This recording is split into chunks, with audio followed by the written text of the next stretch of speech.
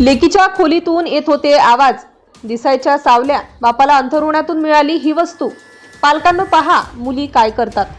गावाच्या टोकाला असलेल्या एका साध्या घरात हे कुटुंब राहत होतं. घरात आई, वडील आणि त्यांची एकुलती एक मुलगी.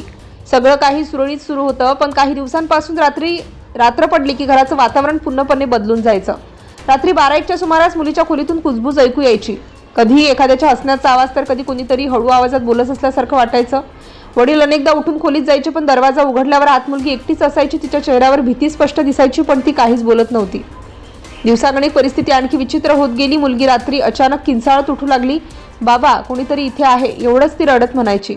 वडील दिवा लावून संपूर्ण खोली तपासायचे, कपाट, खिडकी, पडदे, पलंगाखालची जागा, पण प्रत्येक वेळी काहीच सापडत नव्हतं. तरीही मुलीचा थरार कापणारा आवाज पाहून त्यांनाही आतून अस्वस्थ वाटू लागलं. ही फक्त भीती होती की खरंच काहीतरी घडत होतं, हा प्रश्न त्यांना सतावत राहिला.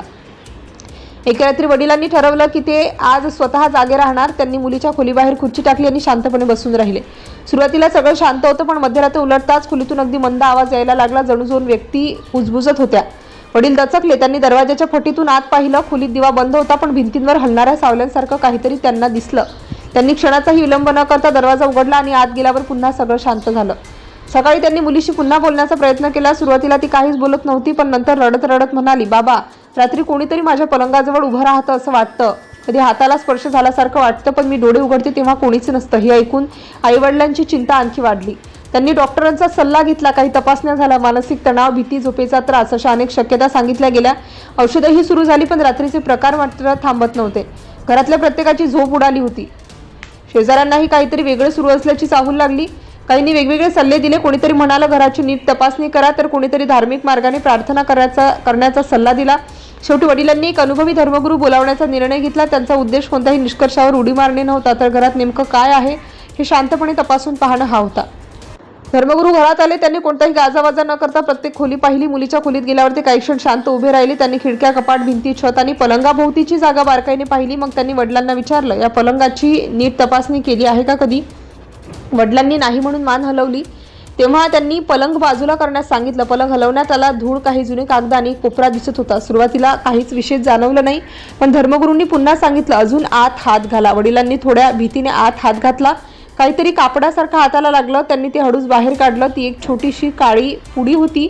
ती तिथे कशी आली, कोण ठेवून गेलं याचं उत्तर कोणाकडेच नव्हतं. पुढे पाहताच घरात पुन्हा शांतता पसरली. कोणाच्याही तोंडातून शब्द फुटत नव्हता. ती उघडावी की नाही हा प्रश्न सगळ्यांसमोर होता. काही क्षणांनी ती काळजीपूर्वक उघडण्यात आली. आज जे दिसलं ते पाहून घरात उपस्थित प्रत्येकजण काही क्षण स्तब्ध झाला. एका लहान बाहुलीसारखी वस्तू, काही सुकलेल्या वनस्पती, काळे दगड आणि विचित्र चिन्हांनी भरलेला कागद त्यात होता. या वस्तूंचा अर्थ काय, त्या तिथे कशा आला आणि कोणी ठेवला याचं कोणालाही उत्तर देता येत नव्हतं. यानंतर त्या कुटुंबाने मागच्या काही महिन्यांचा विचार सुरू केला. कुणाशी वाद झाला होता का? घरात बाहेरची व्यक्ती आली होती का? कुणाला सहज घरात प्रवेश मिळाला होता का? अनेक शक्यता ह्या समोर येऊ लागल्या, पण प्रत्येक शक्यता अपुरी वाटत होती. या वस्तूंच्या मुलीच्या भीतीशी काही संबंध होता का, की हा निवळ योगायोग होता? प्रश्न वाढत गेले, पण उत्तर अजूनही मिळालं नव्हतं. घराची स्वच्छता करण्यात आली, प्रार्थना करण्यात आली आणि मुलीला पुन्हा समुपदेशनासाठी नेण्यात आलं. काही दिवसांनी तिची भीती हळूहळू कमी होऊ लागली. रात्रीच्या किंचाळणं थांबलं. झोप सुधारू लागली. घरातलं वातावरणही पूर्वीसारखं शांत होऊ लागलं. तरी त्या पुढीचं रहस्य मात्र कायम राहिलं. ती वस्तू तिथे कोणी ठेवली, केव्हा ठेवली आणि का ठेवली याचा ठोस पुरावा कधीच मिळाला नाही. ही घटना अनेकांनी अनेक प्रकारे सांगितली. काहींनी तिला अंधश्रद्धेशी जोडलं, तर काहींनी मानसिक तणाव, योगायोग किंवा इतर कारणांचा उल्लेख केला. प्रत्यक्षात अशा घटनांमध्ये पुराव्याशिवाय कोणताही अलौकिक कारणाचा निष्कर्ष काढणे योग्य नाही, पण त्या कुटुंबासाठी तो काळ अत्यंत भीतीचा आणि वेदनादायी होता हे मात्र तितकंच खरं आहे. आजही त्या घराचा उल्लेख झाला की लोक त्या रात्रीची चर्चा करतात. खरंच काहीतरी होतं का, हा प्रश्न अनेकांच्या मनात आहे, पण कोणाकडेही निश्चित उत्तर नाही. त्या मुलीने नंतर हळूहळू सामान्य आयुष्य सुरू केलं, मात्र त्या दिवसाच्या आठवणी तिला आणि तिच्या कुटुंबाला अजूनही विसरता आलेल्या नाहीत.